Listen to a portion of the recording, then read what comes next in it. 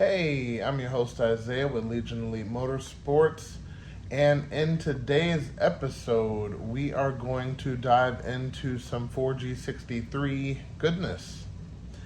So, let's dive in. We're going to tear this motor down.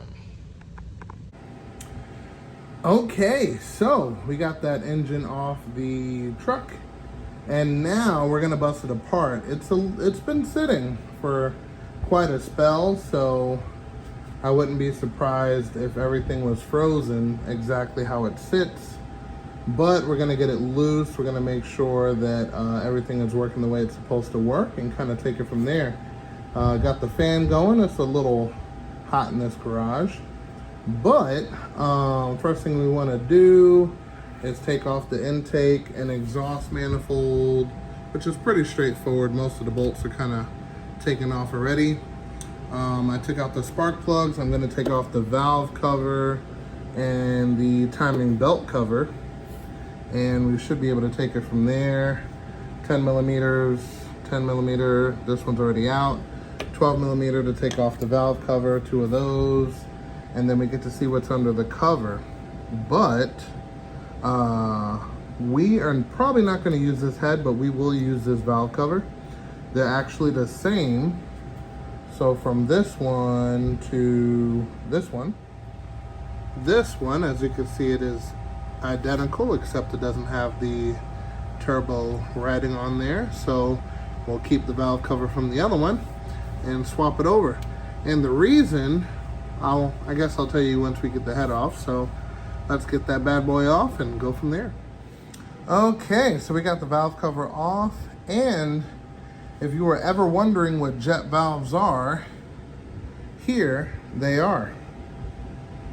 Okay, jet valve, jet valve, jet valve, and jet valve.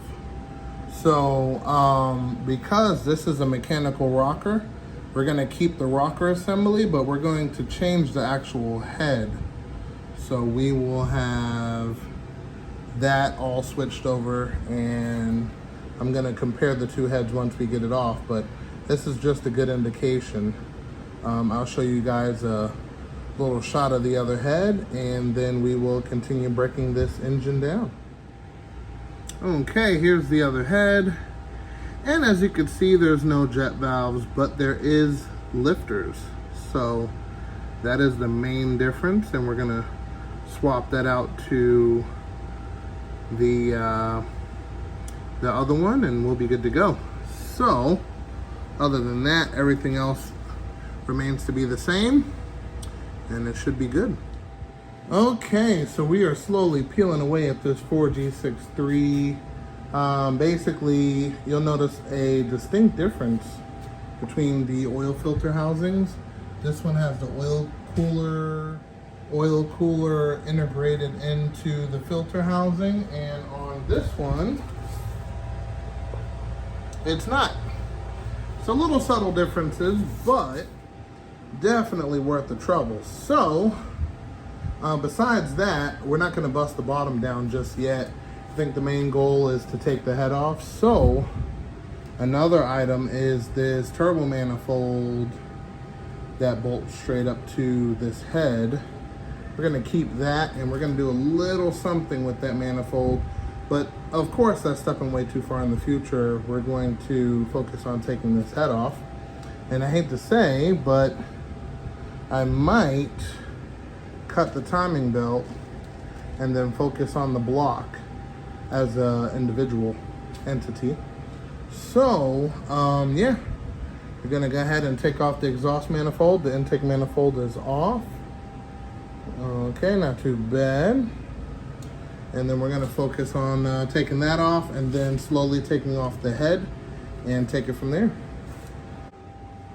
Something a little interesting besides the acorns or whatever that is. This crank pulley is 2-piece. So if you have power steering, you have this additional piece that goes inside here with the dowel. So you align the dowel pin with this one, And now you have all three belts. That's interesting. Did not have that on the 4G64 motor, 6 bolt, but interesting. All right, so yeah, I'm gonna go ahead and pop the timing cover off because I want to see if I can find the part number for that belt, just in case. So, because I forget that this belt is shorter than the 4G64 by 6 millimeters. So 6 millimeters, they probably take out 1 or 2 teeth off of the belt roughly. I'm gonna find out between part numbers. They might give length and stuff like that, so that'll be pretty important. So let me not cut it and let's take it off like normal. So 10 millimeters all the way around, takes the case off. So I'm gonna do that and see what the tensioners look like. Wow, that's yuck. Yep, something was definitely living in here. And here is the belt to the balancer shaft, which looks like that sucker popped. Oh yeah, right there. Okay, well, it's gonna be interesting. Yep, here's some of the belt right here.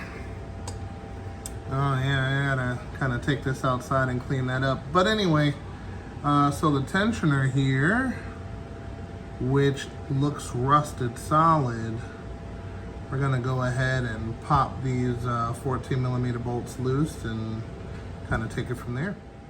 All right. Timing belt off, all of that good stuff is off. I loosened all of the head bolts. I haven't popped it open yet, but whew, I'm assuming it's gonna be rusty down the block, which I know can be cleaned up, but I hope it's not that bad. I hope so. All right, let's see. Oh, it's stuck on there, of course. Yep. Let me get something to wiggle it loose. Take it from there. Holy cow! How did so much water get in there? Oh man. Oh God. Oh, let me check the head. Let me see. Oh man, that sucks. There we go. Some light on the subject. Oh yeah. Well. We'll need some head work and some other stuff. You see the jet valve right there next to the spark plug. Man. Oh God. Okay. I think I'm gonna have to see if the machine shop wants to take on a challenge like this. I'm betting the Pistons are no good. But the main purpose of this engine, really, is crank and, well, was supposed to be pistons, but I don't think this is gonna cut it. But yeah, the crank, actually, 4G63 crank, this can be used to de-stroke the 2.4 liter into, I believe, a 2.3 or something like that. It's a mathematical, equation when it comes to swapping them back and forth and using a certain length rod and a shortened deck piston and all of that good stuff. But yeah, wow. Let's see if I can make something to possibly take this out. I don't know. Let me see. Oh, that's the piston. Oh, it's just a surface. Oh, that's not too bad. Let me check these walls. Oh, these walls are a little treacherous. I don't know. Oh yeah. I don't know about that. The pistons are in actually pretty decent shape under this. If I get a rag, you should see the top of this piston. Looks like it has a lot of stuff on the top. And water down here. The walls are pretty destroyed. Oh, that was a protective coating. Yeah, it looks pretty decent. You know, I gotta say, these pistons kind of look like the non-turbo 2.4 liter pistons. I'm just saying, but if I can get this block cleaned up, I think it'll be of good use. But wow, it's gonna take a lot. All right, well, let's start by getting the water out of these holes. I completely neglected the head gasket, but there is a head gasket here. See if I can grab it.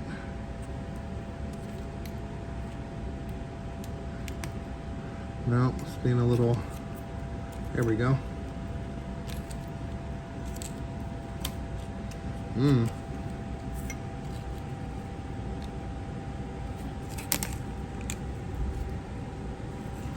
Looks like a regular paper style gasket, which isn't terrible. Yeah, doesn't look too terrible. There, interesting. Alrighty. So, yeah, wow. So we gotta get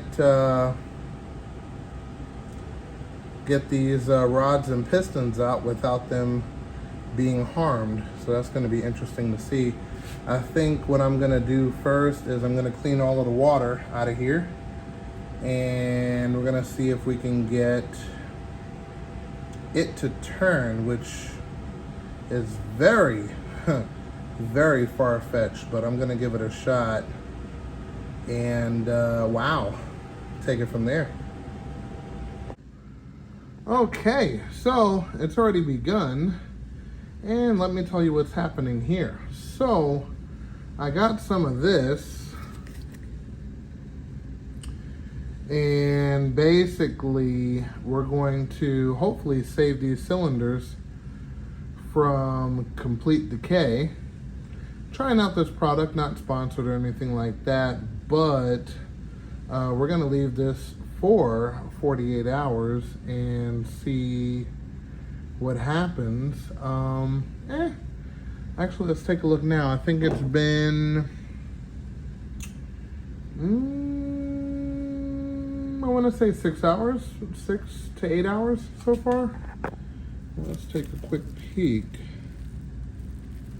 Ooh, that looks nasty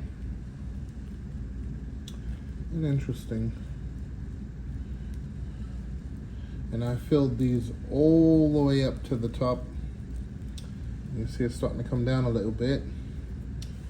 So I'm going to top all of these off, and I'm gonna slowly try to rotate the motor at least once we get to 24 hours. I'm sure 48 is required, but if it moves, you know, so we'll see.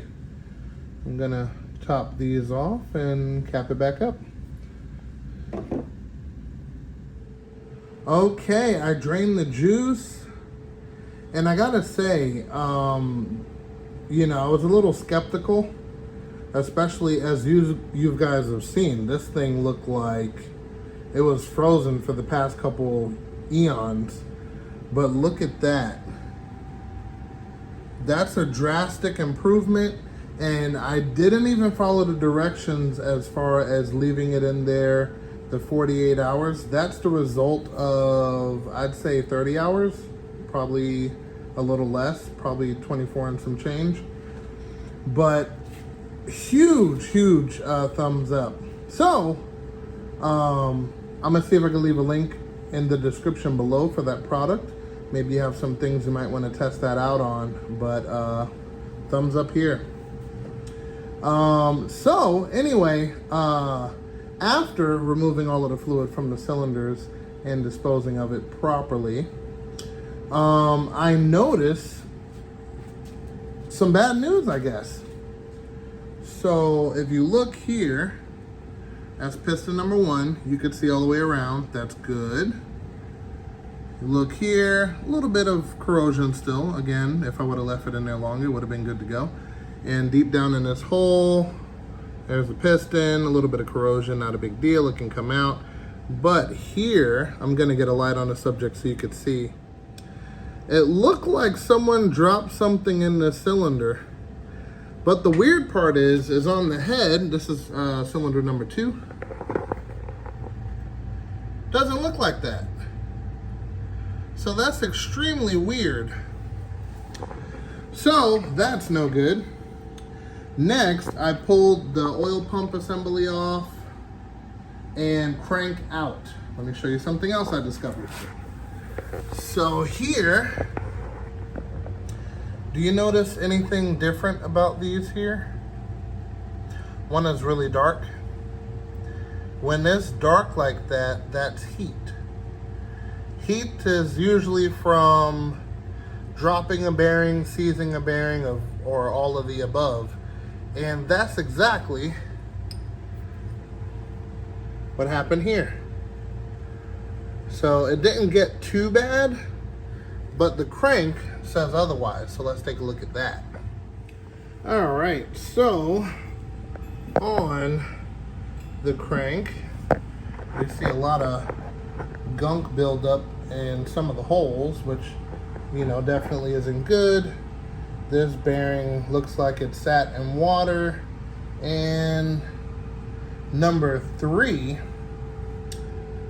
ate up that bearing. Actually, that bearing is still on there. I'm not even gonna waste too much time pulling it off. But yep, she is super gritty, super wavy. So, I'd like to say this crank can, you know, use some oversized bearings and things of that nature, but I don't even think it's worth it. I like to use standard bearings to give the crankshafts to work at their optimal and not being cut, because some of these crankshafts have nitrate coating for extra stiffness on the outer side. And the cost of getting that done and extra protection and all that other stuff will pretty much be the price of a new crank, or close to it, roughly. But I'm gonna see how far it's out in general and see what we could do from there, because we still have another crank that we can use to change the leader from 2.0 to 2.1, I believe. But then you have to change rods and piston height and all that other good stuff. So we're not gonna dive too deep into that yet. But yeah, this engine is definitely toast. But it's cool. We have plenty of parts, including a good block, hopefully, if I can get those pistons out. And speaking of pistons out, I want to see if we can get some of these to budge. So what you do is you take a piece of wood, put it on each cylinder, give it a couple taps to get it to wiggle loose, and then you kind of play with it back and forth, like up and down, until it chisels through the rest of this grime on the side. Of course, you can grab a Scotch-Brite and assist it, but since we're not using these pistons and we could possibly save the block, you know, we have different options. So let me see if I can get a couple of these out. Okay, as you can see, I got all of them to move. This one was the hardest and everything, but in general, not too bad. And now we're gonna pop them out the front. And basically what you're gonna do is you're gonna take that piece of wood, put it on the back, and tap it through the front. So let's do that and take a look at these jacked up pistons. All right, hang tight. Okay, so here on the back, besides the dipstick, you see the piston squirters. This is something that is not on the 2.4. So this is, a decently valuable asset. Kind of take these, drill and tap at your local machine shop. Boom, you got cool pistons. So usually on forged pistons, you don't need the piston squirters, but to each his own. But yeah, so let's see if we can tap these out. And with that being said, we're going to call it an episode right there. But I do want to let you guys know I did pull out 3 of the pistons. Cylinder number 2 is giving me a little bit of Asiatic static, of course. But I will get that out a little later, just so you know. And we're going to assess the block and see if it needs to go to the machine shop, if it's savable or not, or we'll kind of look it over. But with that being said, I hope you guys enjoyed. If this is the type of content you like to watch, definitely consider subscribing, hitting that bell icon for updated notifications. And remember guys, knowledge is power, and I will see you next time.